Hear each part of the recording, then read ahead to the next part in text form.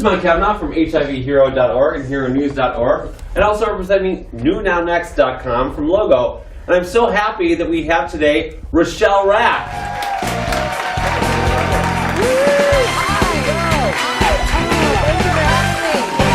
So Rachelle, you know, I'm a huge fan. You've been in the business a very long time and done so many roles. Oh, thank you. So thank you for being here. Thank you for having me. And it's very exciting because Rachelle is going to receive the Broadway Hero Award. That's our Broadway Hero of the Year at the Broadway and Ballet Hero Awards on October 16th at Stage 48. Get your tickets. But we picked you for so many reasons, not just your career, for all your charity work. We're going to talk about that a little bit later. Thank you. So Rachelle, it's not an easy business. What was your big break? How did you get on Broadway for the first time? Well, it took a long time. First of all, I was a senior in high school in Pittsburgh, and they had an audition at the Benedum for Cats, the national tour. And I thought I would go just to kind of see where I was. All of Point Park was going. Everyone was going. This was a big deal in the 80s. They didn't do this. They don't do this now. They did it then. So I went to the audition. I had a call back. I thought that was great. I was getting feedback. I sang.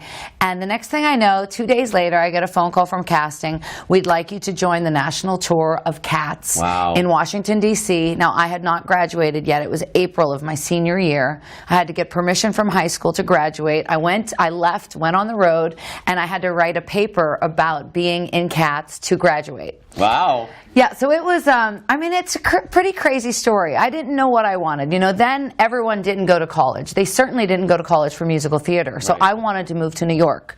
Sure. And so this was a big break. And you think, oh my God, I made it. You know, you're so young and green. You're like, I made it. And, you know, the next thing you know, the tour's closing, and then you're starting all over again. So then after that, I did a lot of years of Starlight Express, which was another Andrew Lloyd Webber roller skating extravaganza. Yes, I know it well. I played Ashley the smoking car first. My name is Ashley. And then I went to Bochum, Germany, and played the lead role of Pearl. So for years of my life, this is now, I was 20. So whenever people say to me, oh, they're a baby, they're 20, I was starring in Starlight Express in Germany, and singing in German, the whole show.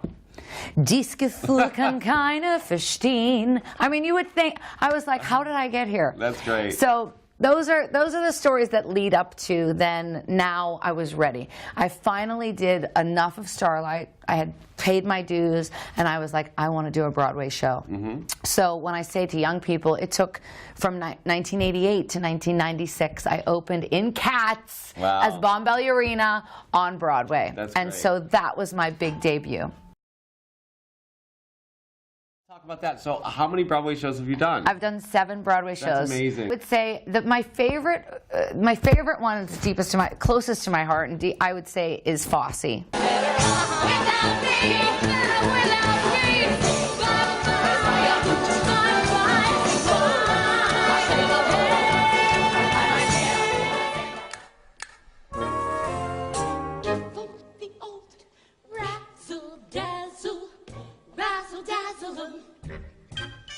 That's great. So you were from Pittsburgh, so did you know Abby before doing your stint on the show? Or did your mom know her? I was doing Flashdance in Pittsburgh that she came to the opening night. And the producers didn't know that we knew each other.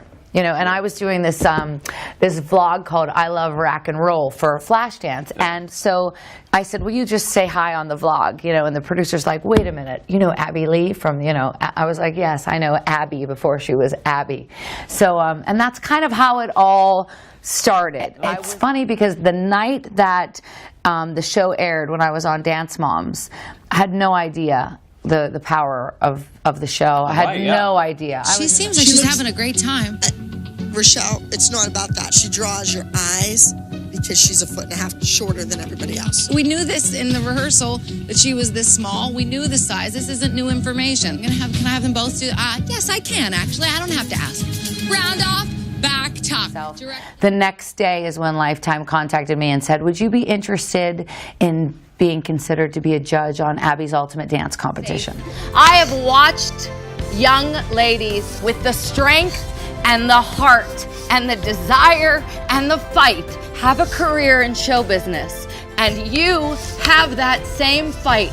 So that's why I saved you, and this is my one and only chance, and you are staying at Abby's Ultimate Dance Competition. If you were going to give one single piece of advice to people trying to get in the business, what would it be? I think it would be, first of all, learn how to sing, dance, and act. If you're a dancer, learn how to sing. If you're I always tell my students, don't go into the classes where you feel the best and you feel the most comfortable. Go into the classes where you feel vulnerable and nervous and you want to be in the back. And don't hide in the back. You need to grow. We are now being asked to not only sing, dance, act, roller skate, do silks, trapeze work. I mean, when I auditioned for Pippin, I was like, where am I? But how much can you do as a creative artist while you're getting ready? When you say you want to be in show business, make sure you know what that means. I would also say that some of the most talented people don't necessarily make it. Some people that have the resilience. Resilience is a key word for show business. You have to be able to walk in. They say no. You literally your face is cracked, your ego's left on the floor, you grab your dance bag, you get up, you walk out, and you have another audition at 2 o'clock. And you have to be ready and swirl it up and drop swing and sass it up and go. So resilience, I would say, is something that it's either from home, it's from surrounding yourself with positive friends. Right. You know, when you're in New York, be around people that believe in the same, that really get it. Yeah. You know, you can't sit around and go, I should have got that, or they were picking blondes today. No, I always say, if you didn't get a call back after 3 times, it's you. Change something about what you're doing. I don't think people sometimes want to necessarily look in and say, oh, I didn't sing that song. Oh, I wasn't that funny. Oh, my outfit maybe wasn't the right color. You know, Right. You have to look at yourself, then you can get better. When I was on the road, which I wanted to tell you about, it was the first time I ever heard of what an AIDS benefit was. You know, I was young, it was the 80s, I knew what was happening in the world, but this was the first time that the entertainers in the show were doing benefits. Right. And they were doing it after their 8 shows a week, and they were finding a club, and they were raising money. And it was the first time I ever went and experienced my first benefit for AIDS. And so that's where my other story began. It all started when I was 17, not just the Broadway, but kind of, you know, being aware of what people are willing to do to help others.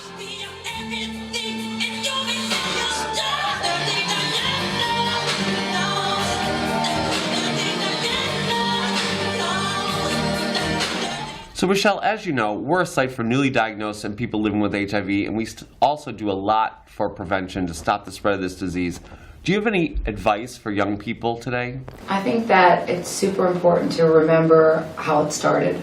I think it's important to look back and see how far we've come with what we have to offer to help with HIV awareness, condoms, all of the things that we talk about, that people joke about, to take it more seriously, because it was a disease of the 80s, and then it was taking lives by the hour, and now it's become treatable. But we can't ignore, and we can't get caught up in, oh my God, I'm fine, everything's fine, or now, you know, they have this under control. If I take PrEP, or if I do this.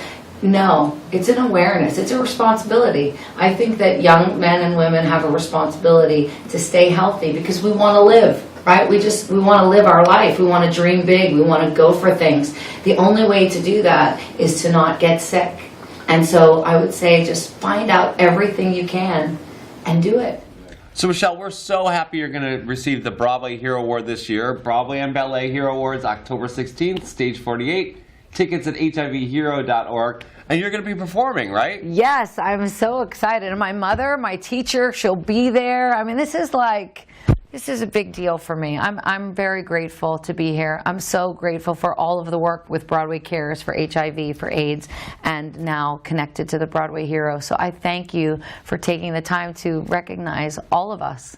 I think it's so important. Well, Rachelle, you are a hero, and thank you for being our Hero of the Year. We are going to sass it up October 16th. Look out, a surprise number. So I love the language of sass, and I think we should just ball change out of here. What do you think? All right, let's do it. Stand up. Give me your hand. Let's go. We go. Ball change and walk. Walk it out. Good. Toodaloo.